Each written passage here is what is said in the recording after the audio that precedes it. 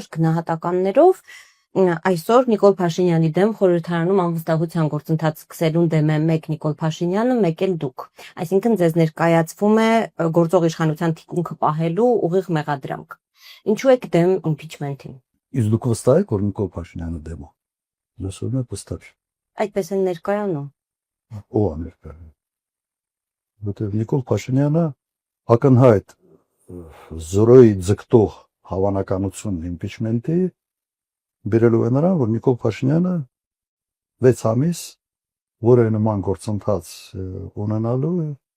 կամ չունենալու երաշխիք ունենալու։ Ես վստահ չեմ, որ դա ճիշտ է։ Ոչի քարոզիչներ կան, որ մտել են այս խնդրի մեջ, իմ տպավորությամբ լավ չպատկերացնում, որ թե ինչ են անում։ Գործընթացին ձեր ընդհանուր գնահատականը արդեն տեխնացուներ կան, այնուամենայնիվ ինչ որ բան ընթանում է։ Ձեր քաղաքական թիմը խորհրդարանում ամենամեծ ընդդիմադիր Ես չեմ լսել մեկ մարդու կարծիք, որ դա իրատեսական սցենար։ Նույնիսկ նախաձեռնողները ասում են, հա ինչ ա եղել, փորձենք չլինի։ Անկամ տեխնացուն Անկա, հա, 10 օր առաջ ուրիշ կարծիք մի տեխնացուն 10 օր առաջ ասում էր դա իրատեսական չէ։ Հիմա ես ավելի պրագմատիկ մարդ եւ մտնել մի process-ի մեջ, որը զրոյին ձգտող հաջողության հավանականություն ունի, ինձ համար դա իսկապես հետաքրքիր չի։ Ես կարող եմ ասել, թե ում է դա հետաքրքիր։ Օրինակ, կարող է մարդ կա, ում համար օրինակ 48 ժամ լիներ վարչապետի տեխնացու, դա կյանքի երազանք։ Ոքի կյանքի երազանքն է, պատկերացնում եք հանկարծ անհայտ, ոչ մեկ տեղը չգիտի,